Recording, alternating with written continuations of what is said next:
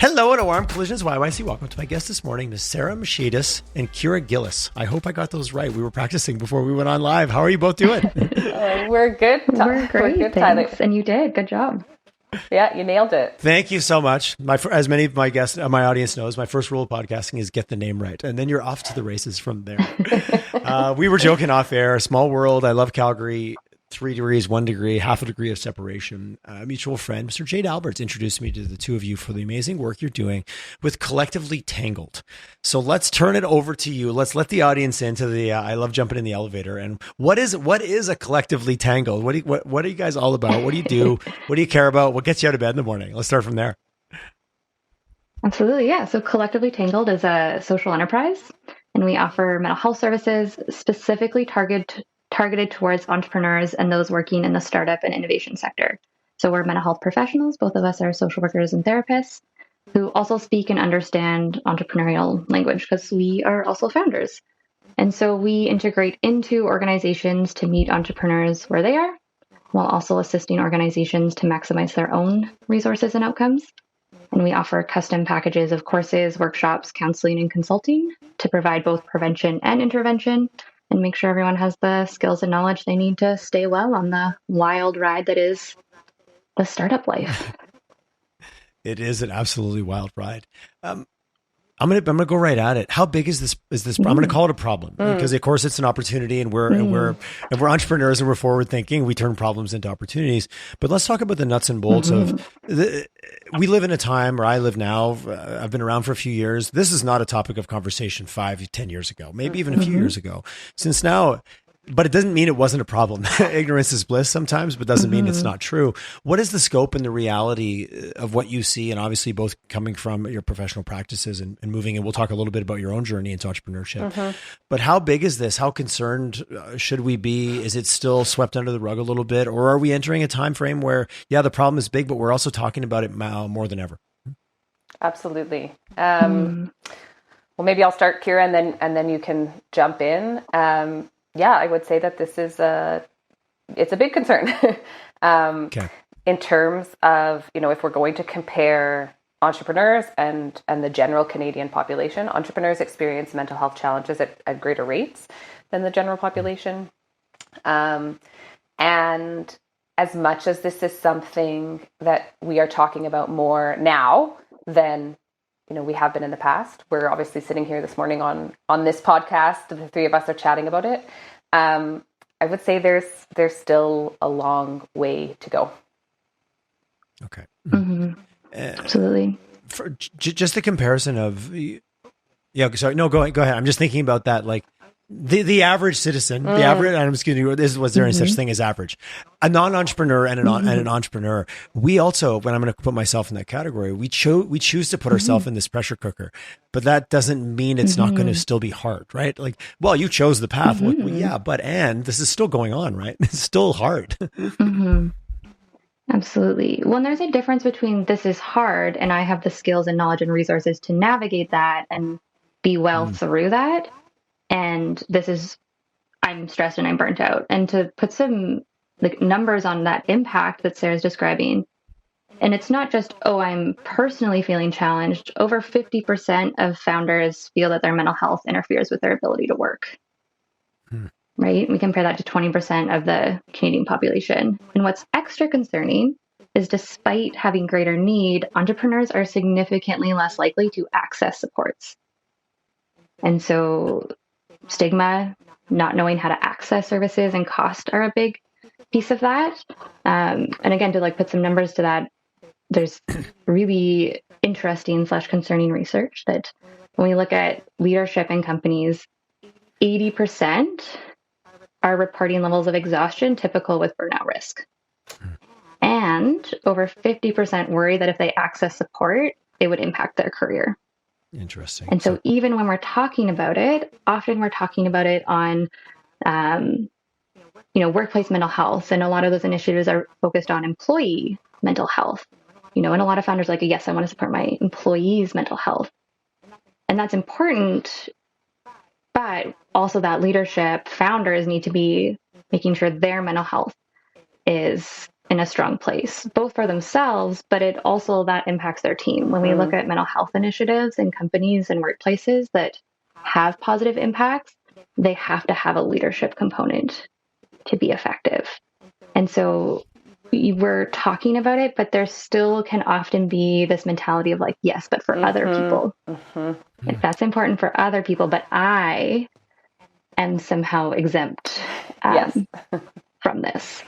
And there's a cost. There's a personal cost and a, poor mental health cost the Canadian economy $50 million a year. Real numbers. Which is not a small amount of money. I was at a conference yesterday, and one of the gentlemen on the panel that I was on shared of when you're on a plane and they explain to you if there's a drop of oxygen in the cabin and the mask drops. If you're with children and loved ones, put your mask on first because you can't help them if you don't take care of yourself first. And he used that as a metaphor, which I thought it was powerful because we all went, everyone in the audience nodded. Right.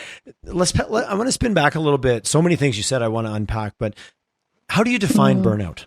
It's easy to say, it's easy to flip off. It's easy when it's something someone else is going through, but to admit that, what are we even admitting? Give us a little bit of context. Like maybe let's just start by defining what burnout is or how it's recognized, and then we'll unpack it a little bit further. Yeah, absolutely. So, I mean, when we're talking about burnout, the way that we often sort of talk about that experience within Collectively Tangled is, we talk about different kinds of stress. And so when we're talking about burnout, typically that means that an individual has experienced this chronic stress. So the stressor that is sort of present in their lives, such as, an entrepreneur or a founder who is, building a company, building a business, growing a team, trying to make a difference in the world. That stressor is sort of ever present. And so when we talk about our stress response system and how we navigate that and how we respond to that, we're always at this elevated level. We're never necessarily coming back to our baseline. And that has very real impacts on, how we're able to go about our day to day, how we're able to function, how we show up for our family, for our friends, for our teams. So to put a little science behind it, and it's just literally like when you're talking about you're constantly in a sympathetic nervous system response, you have chronically elevated levels of cortisol, stress hormones. No matter what, the tiger's always just behind you. And we're not made to sustain. If we just think about our physiology, we're not able to sustain everything feeling like a tiger, right? Is that a way to just almost to maybe complicate it, but then maybe simplify it at the same time? Absolutely. Go for it, Keara. So our stress is always going to go up and down in waves, right? That's how it's designed to be, right? Like there's a trigger, right? We perceive something as some kind of threat. Our stress rises, and it's a system that's designed to be helpful. And in the short term, a lot of those things can be helpful, right? Like we get an adrenaline rush. We can be really narrow in on focus. We're more likely to notice what are some risks. So if you're preparing for a board presentation, let's say, that can be helpful. I'm less motivated by things that I find pleasurable. So I'm, less tempted to go do the fun thing. I'm going to sit down, get this presentation hammered out. And I'm also, while I'm doing that, thinking about, okay, well, what could go wrong? They could ask me this question. I haven't answered that. And right. And then you do the board presentation, that stress goes back down to a baseline, right? That's healthy stress. That's positive stress even. That's stress that can help facilitate learning and growth. And a big, I would say, misconception sometimes is that looking after mental health is about getting rid of stress. And that's A, not possible, especially in entrepreneurship. B, we'd argue not even safe. We want our body's smoke detector system to be on and working. But when we talk about burnout, it's that smoke detector is always on. And like you said, it's not a system that's designed to be chronic. It's a system that's designed to be acute. And when it stays high in a way it's not designed to, there's a lot of physiological things that we expect are going to happen. And that's why I think having conversations like this are so important, because there's a lot of people who are like, well, why is my brain being an asshole? If I just tried harder, right? If I just force it harder, then I can get this out. But it's no, okay, if you're having gut issues, if you are having what we call like pattern-based ways of thinking, right? And that, you know, everything is more likely to feel stressful when you're in a stress response and when you're in a state of burnout. So something that normally you're like, oh yeah, I can roll with that, roll with those punches. Part of burnout and part of that chronic stress is this is very stressful. I can't roll with these punches. This feels like the world is ending. Or I feel really apathetic because it's all too much. And so these things that it can be really, really powerful for people to have that knowledge to recognize, oh no, this is not you doing something wrong. This is your brain and body responding in the ways it was designed to respond. But it's not that helpful when the problem is ongoing and it's, you know, the relationship with your board, right? That stressor may not go away, like running away from a tiger does, right? And so much of this extrinsic versus extrinsic, and like what makes this complicated is that what might be too much for one person is not for the other. What might be fine for you at one in Q1 might be too much for you at the end of Q2. And yes, maybe I need more sleep and I need to drink more water, and maybe I don't need to go to the gym more and work out more because that's just adding another stressor. Like there's so many misnomers, and the individual nature of this challenge is very real. And when you're busy, Absolutely. who often lacks the least? Itself. Right. And not that I'm speaking from personal experience at all. Well, I think, and that comes exactly back to the, you know, that, the analogy of the oxygen mask on a plane. Yeah, we use that all the time because it is very, very true that, you know, the thing is, you're right, Tyler, that when we are more stressed, when that sort of stress response is elevated, and, you know, when things are difficult and when things are challenging, what's the first thing that often goes? The steps that we take to take care of ourselves, right? So maybe that is prioritizing, you know, going to the gym or exercising, getting outside for a walk. Maybe that is, you know, prioritizing sleep, right? Like how often getting a good night's sleep. Yeah, like you have a big deadline, and you know, what do? You stay up late and you crunch through it, and you give up some of that sleep, right? And so when we're talking about this, it's like the whole, you know, everything that we at Collectively Tangled are advocating for is, you know, learning the skills, the tools, developing that knowledge and understanding and recognition that, like, as a founder, you are your business's number one asset. If you do not take care of yourself, not only are you individually and personally going to suffer, but your business is going to suffer too. And there is, like, there's science, there's data, there's research to back that up, because if you aren't taking care of yourself, it impacts how you can make decisions. It impacts, you know, how you were able to think through problems. It impacts your working memory. And so, you know, if we have a conversation when we talk about, you know, the top reasons why startups fail, right? Like, usually burnout is somewhere on the list there, but actually if we look at that list of things that's contributing to, you know, failure, so to speak, or a lack of success in terms of maybe getting your startup or your company to where you want it to go, mental health is a part of all of those things. Do you feel in the conversations that you're having with startup founders, I'm assuming there's some VCs find their way into the room, are we even willing to let go? I'm being cynical here, but I'm agreeing with you and being, just for the sake of a good conversation. Are we willing to let go of the superhero founder? Are we willing to let go of, like, oh yeah, work-life balance, great, but did you see so-and-so how successful they hustled, and you were inundated with hustle culture on Instagram or whatever. Pick your poison. But very sure, yeah, we celebrate work-life balance. But I love what you said. That's for other people. That's not for me. Like, I'm going to hustle because I know that if I don't stay up late and I don't work the extra hours, and, you know, the anti-sleep culture, and like so much, I slept 4 hours and I've already been at the gym for 3 hours and I played a game of golf and it's only 7 a.m. You're like, okay, that sounds exhausting. I slept in and I feel great. Now I'm going to go and be turbo productive.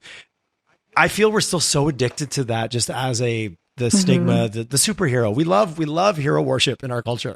And I find we worship the extreme more than we worship the balance. Thoughts, point of view. There's I got on a soapbox there for a second. I apologize.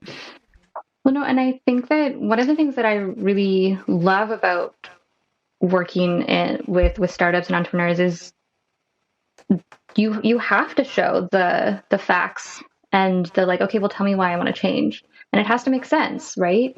And so this idea of we're not saying don't do hard things.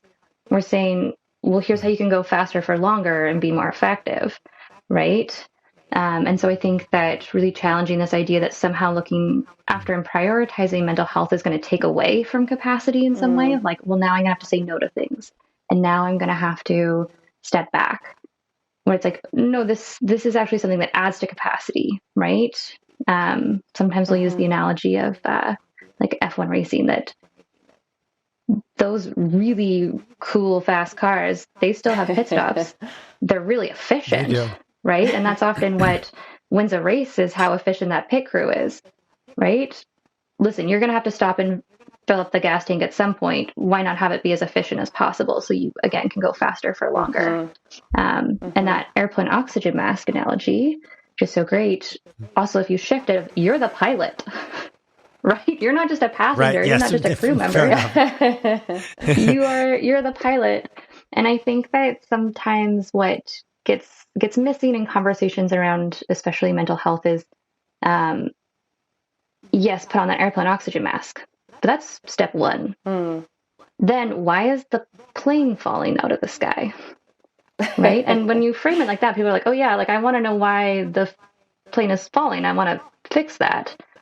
Right. And we need to put on the airplane oxygen mask in order to do that. And I think that the hard piece often is we want to make sure people have the skills and knowledge to understand that process, because it's going to look different each time.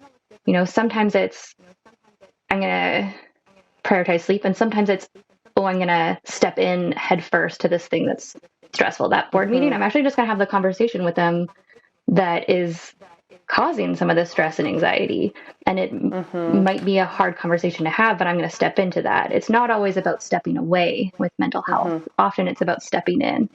And it's kind of interesting to look at like, well, what do entrepreneurs do currently to look after their mental health? They're doing a lot of the right things. It's their top coping strategies: going for a walk, going to the gym, eating right. It's like, okay, this foundation's here, but what sometimes is missing is that, kind of what you were alluding to, that piece of taking this pause is not a pause to stop and step away. Allows me to step in to things, right? Allows you to regroup. I appreciate the further for longer, because success is like compound interest. You got to stick with it, and you need to keep working through. You know, it's like being an athlete or anything like that. If you get a training injury, you're not training anymore. You're off the field. So maybe train a little bit less hard. Being involved in, there's so many metaphors. I love everything from aviation to Formula One to like we're pulling it all in, but it makes it relatable. So I'm assuming when I attend one of your programs, you really set the stage, and I love what you both have already done. Even for me, it's like, no, we're not saying that stress is bad. We're saying that we need to there's more effective ways to manage it. Absolutely. And one is to understand it and appreciate it and respect it, that everyone's journey is different. So let's get into some of the tactics. You already talked about, I say some of the table stake stuff, like, oh, go for a walk and eat right, and things that I think most of us know. I would argue that most people go, yes, I'm aware of these things. Do you get into but why you're not doing them conversation? Yeah. What often we'll say is it matters way less. Like whatever the outcome is, if it's go for a walk, if it's have that hard conversation, if it's keep working, that matters very little to us. What matters to us is how did you come to that choice? And making sure that you have the skills, knowledge about yourself, about the science, to make an informed choice, right? And so we really focus on the process and the skills, because yes, if someone says go for a walk, you're like, okay, I know that. But sometimes that's not the right answer. And why is that the right answer? That's what's important to us. Right. So the skills to recognize, sometimes we use the analogy like an internal dashboard, right? What's going on, what is happening, and have the awareness and skills to have that internal check-in. And then the skills and knowledge to say, well, what do I do with this information? What's going to be most beneficial to me in this moment? And it's not about giving people answers. It's, again, setting them up for that process. Absolutely. You said something earlier, Tyler, just around a comment that, in terms of, sort of this work and paying attention to our mental health and our mental well-being, that it's all relative, right? And depending on the individual, depending on the day, the week, the quarter, right? Like, what I think it's important to acknowledge that what works for one person in a given moment doesn't mean that it's going to work for everybody in that same moment. And even if we're just talking about that individual, it's relative based on what's going on around you. And so, as Keara said, that's all well and fine to suggest, hey, take a walk. But depending on sort of where you are at in terms of your stress response system, what you are experiencing, how intense those feelings of stress are, like what you need is going to look different.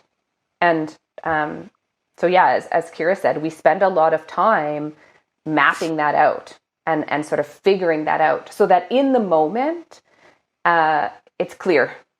You know what to do. You know what you need. You can identify, hey, this is where I'm at. And based on that, this is what I need.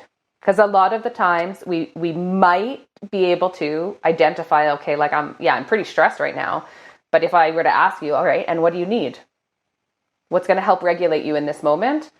For a lot of us, we don't know because we haven't spent the time working through that process and mapping those things out. Is it a correct thought pattern? And tell me if I'm wrong here, that in often the moment of that question, the thing I will say is whatever I think is causing me the stress. I need that to go away. I need that person to stop versus the ownership of like, I can't really change them, but I can change how I show up. But I would guess that a lot of time the answer was the thing versus the me. I don't know. Is that, totally. Is that right? Or was that just my response? No. That's very much, that's very common. And so again, this comes back to, I think, Keara, you mentioned this early on in the conversation, but this idea that, when we talk to founders and entrepreneurs and folks working at startups about stress, right? Like a lot of times the response is, I want it to go away, right? And sometimes that is also, if we're talking about the stressor, right? What is the thing that is causing the problem? Yeah, then the desire or the idea of like, okay, how do I fix this situation is to get rid of that thing, make that thing go away. But it's really important to recognize that, one, that's not always possible, especially in the world of entrepreneurship and innovation, as we talked about, right? Like those, a lot of those stressors are ever present. They're very prevalent. So they're not going anywhere, right? So you sitting here saying like, well, I want that to, I want that to go away. I want the financial worry or constraints that I'm experiencing right now as a result of being an entrepreneur. I want that to go away. Great. That's all well and fine. And we hope that you get there, but that's not helping you in that moment, right? It's about, okay, so I don't necessarily have control of that in that moment right now. What do I have control over? And you're totally right, Tyler. It comes back to you, the person, right? What do I do? How do I respond? And the financial one is such a good example. I've met many an entrepreneur that now is well down the road. And I don't know when you stop being an entrepreneur and start being a business owner. That's another dialogue in itself. When are you not a startup anymore? And when are you a business? That's even a weird paradigm. But they got so addicted to worrying about the money. Even when they don't have to worry about money, they still worry about the money. I'm like, yeah, but it could all go away any day. I'm like, I've had a conversation with a friend the other day, and he said, do you still, even now that you're this many years in, and still worry that one day it could just all go away? I was like, absolutely. It's just way less. It doesn't induce the same stress because I've learned to trust that it's probably not going to. But this is an individual 10 years in, well-established business, built it from scratch. And is it also a bit of a habit sometimes in terms of how we engage with these things? Muscle memory, right? Yeah. And the groove, those synapses get well worn, right? Exactly. And it takes intentional practice to rewire some of that muscle memory. And it also requires awareness. You need to know that this is a pattern I have. And so, like you mentioned, why don't these things get done? One of the things that's really cool, I would say, that we get to do is combine this knowledge base we have as therapists and our experience working with lots of entrepreneurs and being entrepreneurs of, okay, here are some common patterns, and really kind of distilling it down into a really efficient way of, all right, we often know what causes some of those grooves, right? Like that financial example was not something Sarah just pulled out of thin air, right? Like that's something. Everyone listening is nodding as we're talking. Yeah. And like an example of that can often be that like a lot of entrepreneurs have what we call like a really high internal locus of control, right? Of like, I should be able to like make this happen, and it's internal, right? And you need a lot of that. But then when it also comes into things like, interestingly, like our thoughts and how we feel, we can't always control that, because sometimes there's some of that muscle memory built into that. What we can control is how we respond. And so if we are like pushing against this brick wall that we're like, I should be able to have this inside my control, it's really frustrating and it doesn't hit a lot of places. But, being able to take that step back and be like, okay, what is actually outside of my control and what is in my control? That's then now we see the path of how can I rewire some of these muscle memories that aren't working for me. Right. Just taking that pause. And I love the word should. Years ago, I heard don't should all over yourself. It always stuck with me because it's so, as soon as you start running that narrative, or I have one leader, we said, they should know. I'm like, should they? Did you tell them? Well, no, but they just should. I'm like, really? Okay, let's talk about that. Right. And it was a coaching moment. And I know I have my own triggers, but sometimes those triggers are so much easier to recognize in someone else, aren't they? Yes, absolutely. Yeah. That should is always a flag, let's say. It is. I like what you said though about patterns. We've all have traumas and triggers, and lots of times you think you're driving, but you're not. It's a past, or I joke, when's the last time you asked a 6-year-old for advice? Well, probably every day, because there's things you learned and patterns you picked up that are now showing up and getting triggered. And that sober moment of like, wait a second.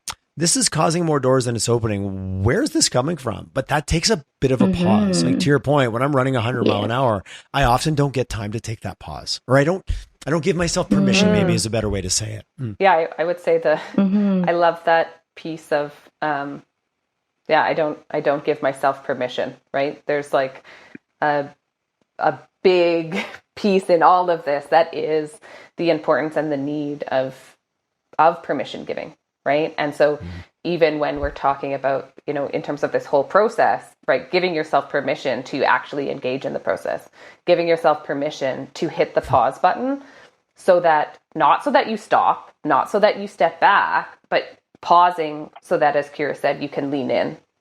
But if you are, as you said, Tyler, moving, like you're going 1,000 miles an hour, it's going to be mighty hard to take that quick pause and regroup and then continue, right? You got to slam on the brakes to stop.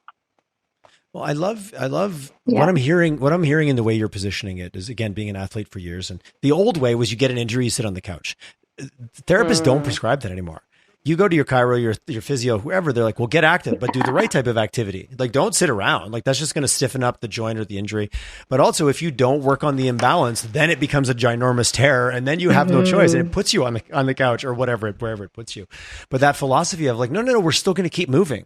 We're just going to be intentional. We're going to do things to strengthen up our areas. That's what I'm hearing. Since we're picking on the sports thing, that sounds a lot more like, okay, I don't want to go see that. I know people that won't go see certain therapists because they're just going to tell me not to do the thing I love, and I'm not going to stop. I want someone to tell me how to do it better and not get hurt. I'm like, I like that. Please give me that person's number. Yes. That's what I'm hearing coming out of the narrative here, which I love. Yes. But therapy is not supposed to be a massage. It's supposed to be physio, like physical therapy, right? Of like, this is kind of uncomfortable. It hurts a little bit. Moment. I don't always love it, but it increases that range of motion. And like when we're saying like these strategies that people know, right? Like, and go for a walk, take deep breath. Those are important, but they're step one because they're important for what reason? They give us the space to say, okay, what do I need to be doing differently here? What's going on? Like, why is my knee hurting when I do this? Right? But if we just stop at that step one, we run the risk of what we call like reset therapy or reset work, which we don't want to do, where that smoke alarm's going off, that stress anxiety system is turning on, and you press the reset button. And then you keep burning the toast or whatever it is that you're doing. And you press reset, you press reset, you press reset. The fire didn't go out. Yeah. And you're like, well, what's the point of this? And I would agree. Yes. What is the point of that? It is really important. And again, that's that step one. It's a really foundational thing to be able to press reset. So you're like, okay, the beeping has stopped. I can kind of look, is something on fire? And if it's on fire, let's do something to address that. Right. But I absolutely agree with you. It's not about pressing reset and being like, okay, now I'm never going to do something stressful ever again, because A, probably not realistic. And B, that sounds like a potentially small, sad life to avoid stress and hard things and not do things that are rewarding and challenging. And there's so much research that's come out of like, it's that resistance and that friction and that trial and error that actually grows us as humans. It's not comfort and living in a bubble. That doesn't actually work. I want everything to be perfect in my life. Yet that's not where you learn. That's not where you are tested. That's not where you find out the version of yourself that you haven't become yet. And that's the fun part of the journey. And I think there's just back to your point about, there is some more solid numbers showing that those stresses, not just in the gym, since we're going to pick up the 5 pounds tomorrow, I pick up 10 pounds a week from now. What you're talking about is the exact same thing, but it's not as visually, you can't see it. You don't see your bicep. And since we're picking on the sports stuff. So my big question now, why the heck did you two decide to get into this game? You went from helping and being nurturing and supportive in those roles. You said, you know what, we need to take this farther. Let's actually go and live the thing that we're trying to help. I don't know. I love it on so many levels. We could talk for 2 hours on all the tactics, but I don't want to give away all the trade secrets. I want people to search you out and go and take some of your programs, which we'll talk about later. But you made the decision to come together and actually build a business. Tell me a little bit about that. What in your right mind? I'm just kidding, of course. I wouldn't have it any other way, so I love it. Welcome to the club. Well, thank you. Yeah, it's a wild and wonderful journey, that's for sure. Nice. I think, Keara, I think I'll speak for both of us, but you jump in. That we've both as social workers, working in the mental health space, we're very passionate about the work that we do, about the work that we've done in the past. But we're also we're very systems oriented. And so, sometimes when working with folks on an individual level, right, when there maybe is a much larger systemic issue at hand, sure, we can support somebody in individually in that moment, but it can feel a little bit like you're putting Band-Aids on these big wounds, right? And so I think that, for both of us, we were really drawn to this work because we wanted to be a part of some greater systems change. And, when you I'm probably jumping back 20 minutes here, but you were talking, Tyler, about, within the ecosystem, within the space, in terms of some of the stigma around mental health and that hustle and grind culture, are we willing to change, right? Do we even want to change? I mean, that's really why Keara and I are doing what we're doing.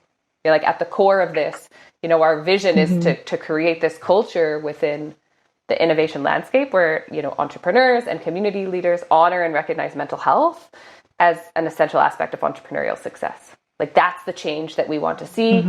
And that's why we get up every day and spend a long time in front of our computers and, spend many hours and, shed the blood, sweat, and tears because, that impact is very much at the core of what we do. And we see that there's so much potential within our ecosystem to make that shift and to change things for the better.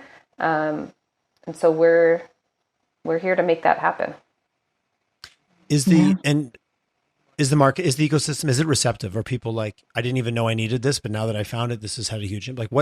Obviously you look for that product market fit and the customer is involved in this journey.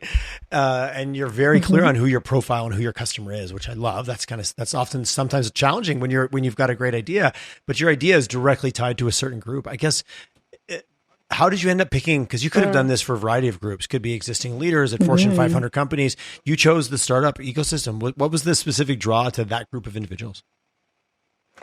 Absolutely. Well, like you said, problems present opportunities. And it was actually kind of interesting that like Sarah said, both of us were doing the work, like clinical work, and feeling like we were putting band-aids on things and really wanting to make more of a systems impact and, wanting to talk to people who see things differently. And we actually were approached by someone in the ecosystem who was wanting some consulting work essentially on some policy works because they were experiencing some challenges. And so Sarah and I did what we often do and looked to the research. And we're like, wow, this is a really compelling story that, what's interesting is if you ask entrepreneurs how they're doing, at that point it was 80%, but it's now dropped to 70% in 2 years. Say they're fine. They're satisfied with their mental health. When you ask follow-up questions, well, 62%, I think that's now gone up to close to 70, feel depressed once a week. 80% of senior leadership reports, exhaustion typical with burnout risk. And they're not accessing services. Like, this is really interesting.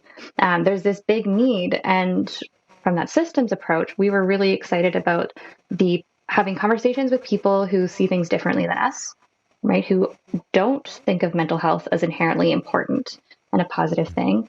And we're also really excited about the impact of, okay, these are leaders in our community and, future leaders of big companies. And if they're thinking about mental health and wellness differently, the potential for impact that has for both them, the companies that they are creating, the people who are going to work for them, and also, the Alberta and Canada in a broader sense. And so that was something that we were really excited. And as we went in, and that it's been really exciting to be part of seeing that shift, right? Like, we are in conversations where people are like, mental health is a dirty word. You can't say mental health. And we're excited to be in those conversations. Like, that's where we want to be. And we are seeing that, it increased by 10%, the number of entrepreneurs who want to access services. They aren't always, but who want to. And when we talk about mental health and the way that we've been talking about it in this conversation of, no, we're not saying just like green juice and walks and deep breaths. We're talking like, this is what we really mean when we talk about mental health and resiliency. People are like, oh yeah, I want that. Right. And I think I love the reframing fluffy, of it. It's not magical. It's not mystical. Yeah. So that's been really exciting to be a part of. I guess 2 questions, and very, very logical questions, maybe. Are people willing to spend the time that's required to at least get to know the idea in the way that you're presenting it? And 2, I can't help but ask, are they willing to invest in it? Quote unquote, are they willing to pay for it? Mm-hmm.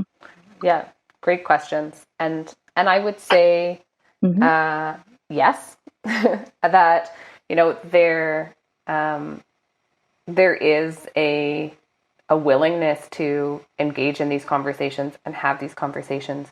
Obviously, there are some folks who, are early adopters and maybe have been thinking about these things in the past. And so when we come to them and we chat with them and we, present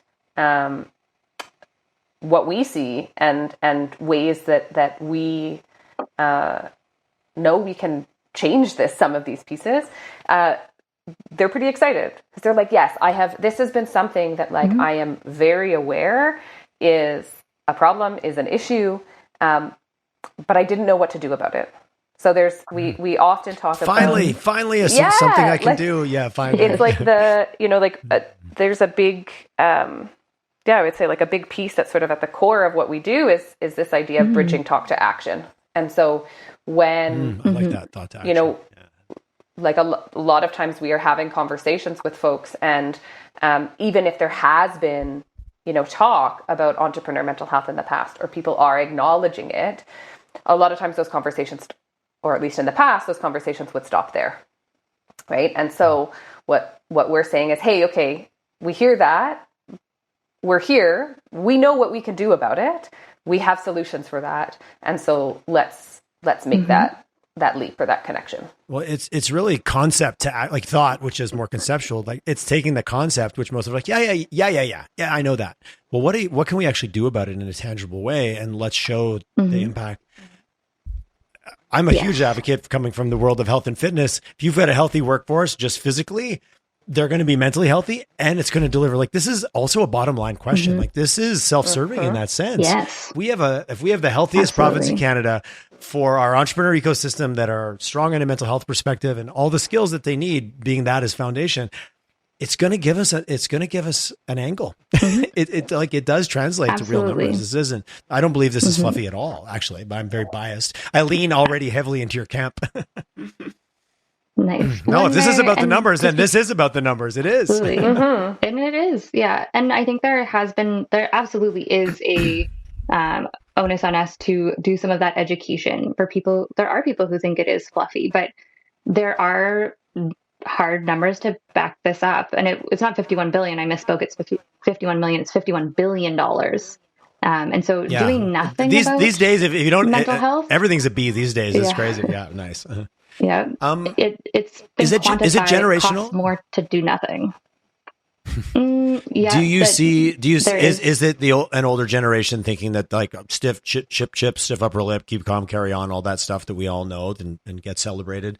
Is it also we've got a younger generation of leaders? You said the point either. If the leaders of tomorrow, who are the junior leaders of today, get this, it's going to change the cards, right? And sometimes these things take generations to change out. Feels like we're just on the journey of that generational changeover. And I get it. It takes time. We all want it. The entrepreneurs among us want it to be tomorrow, but it's going to take a little bit. I get that, right? And I think that and there is generational pieces that, oh, sorry, go ahead.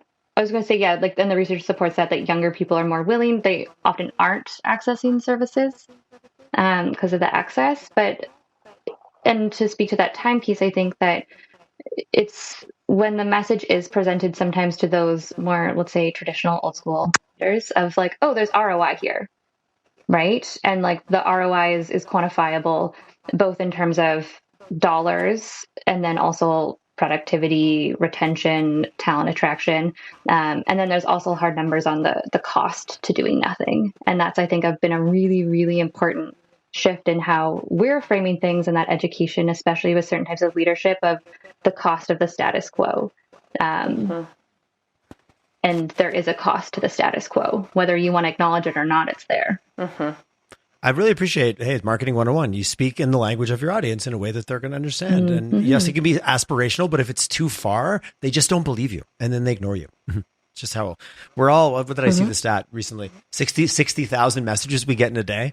If it doesn't resonate or connect with us or even get us curious, we're just going to skim over it. Like, you can't help it, actually. We have no ability to process. So what gets cut through when you're having those conversations? I love what you said of, like, it's not only what your ROI can be, here's the cost if you do nothing. Because oftentimes that's perceived as, well, if I don't touch it, it won't bother, it won't hurt me. Not true, actually.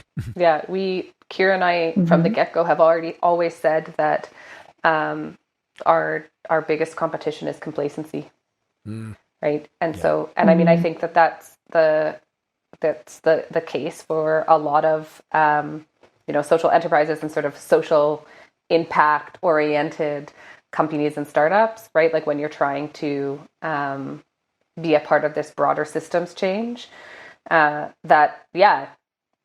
the alternative is people do nothing. But again, it comes back to that messaging and that education piece, right? Of okay, it's the onus is on us at Collectively Tangled. The responsibility is ours to help educate folks that, okay, actually it's pretty expensive if you do nothing.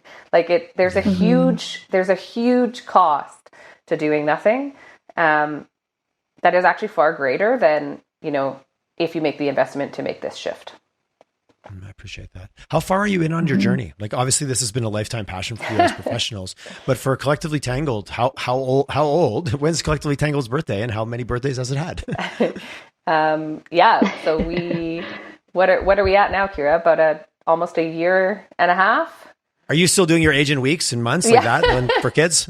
But they're 27 weeks. I'm like, I'm confused. 68 weeks. I get it. So you guys have been around for about a year, and things are obviously you've had some. I've heard, because I've know people that have been involved in some of the cohorts, and I've heard nothing but good things. It sounds like our market is being receptive to this, which makes me excited and also gives me optimism about our about our marketplace. Mm-hmm. So where from here? What can we expect to see here in the next little bit, in the next year or so? So up until now, we've been really focused on building like key partnerships with different capacity builders in Alberta.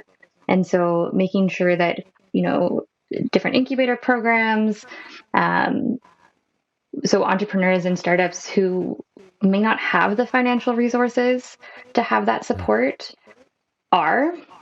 And again, it's been very receptive. We just found out recently, very exciting, that the city of Calgary and Innovate Calgary and us have a 6-figure partnership to provide really like wraparound services to their social innovation hub awesome. members. Thanks. Yep. And so we're really excited about that, and also the strong research component in that, so we can really be looking at outcomes and the end of next year release a kind of knowledge playbook around the learnings to the ecosystem of like, okay, what's needed to implement. Oh, that's fantastic. Oh, so that, and that checks some boxes for you in terms of you're being able to impact a group. You're able to do some research, create a little bit of that sounds fabulous, actually.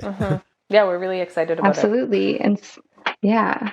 Nice. And so the plan is to keep growing those capacity builder relationships and moving more and more into connecting with startups and scale ups directly too, which is exciting as well. Yeah.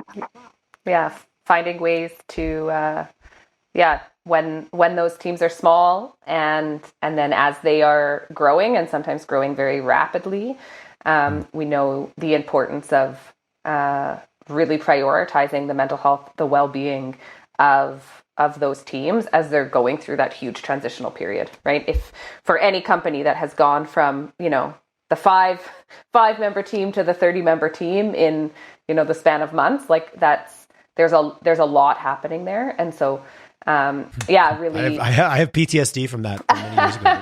Yes. Right away you said, I'm like, and the concept of like this skill or this understanding or this awareness, because everything can trigger it. Failure, like this doesn't just happen if your business is struggling. This happens if your business is succeeding as well. Like there's no certain scenario where this shows up. It shows up everywhere. Because, being a small business or a rapidly growing business, success can kill you, failure can kill you, everything can kill you.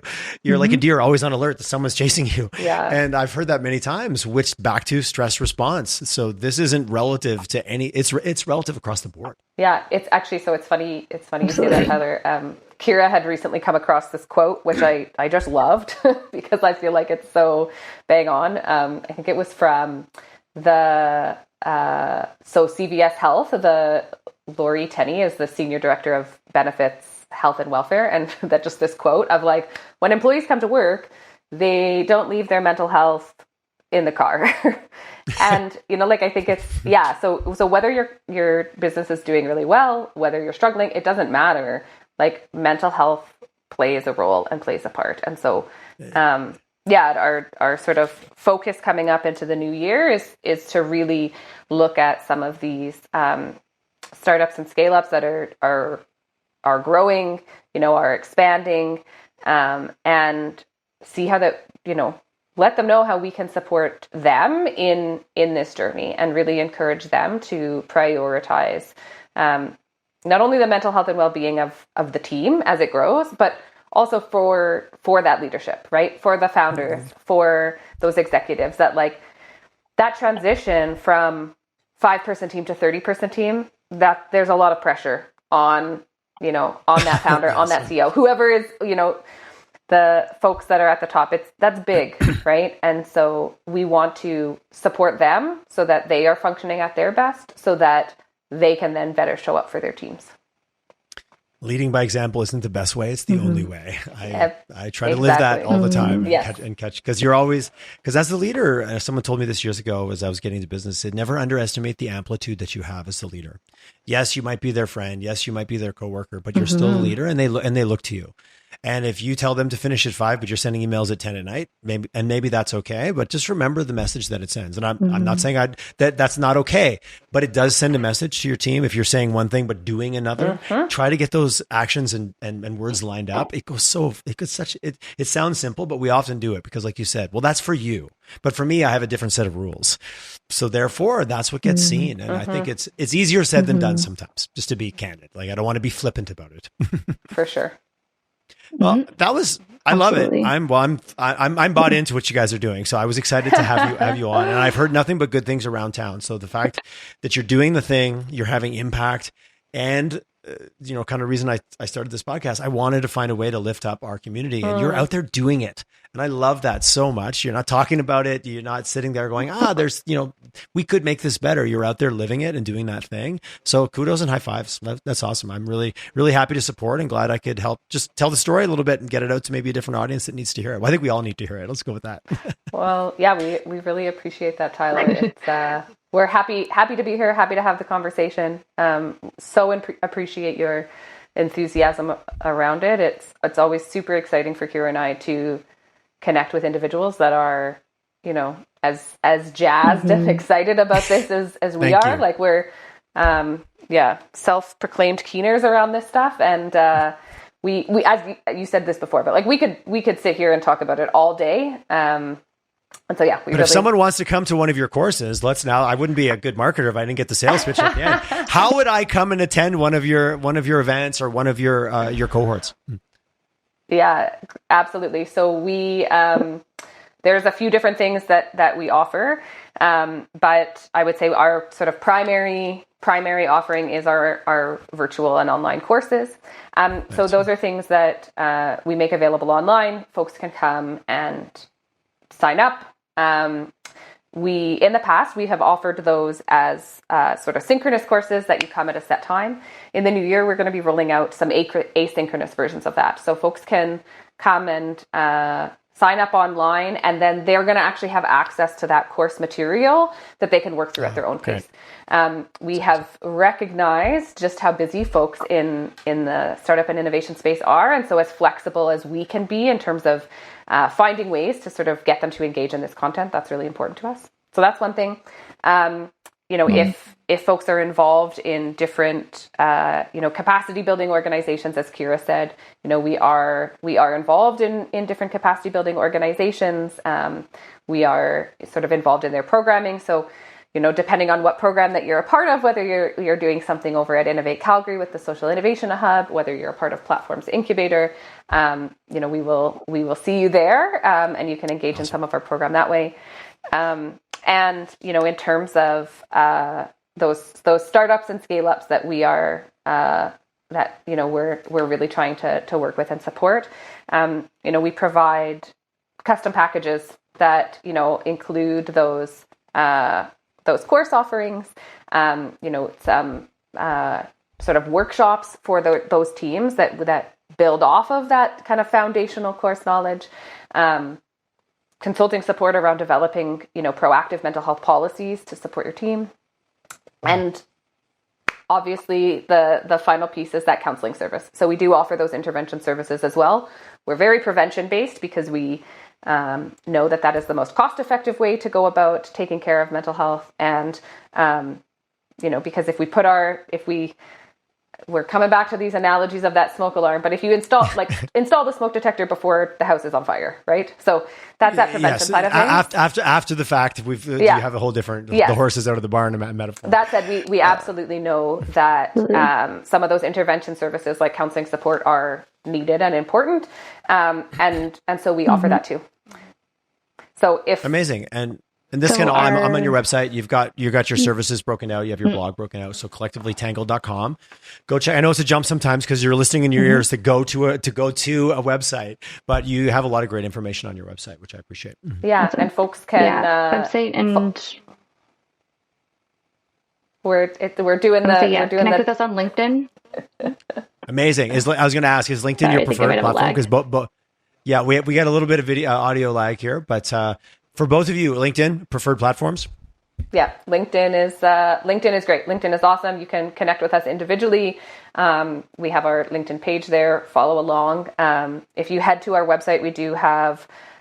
You can sign up for some updates. That way, you'll sort of get some of our upcoming offerings right into your inbox. We also often put on various sort of community-based events in the city. So we've been working on a program with our friends over at Peer Guidance. Nice. It's a series called Thriving Minds, Empowering Innovators. And that's a free series that folks can attend. We're actually just having our third session online today. But those sessions are held the third Thursday of every month.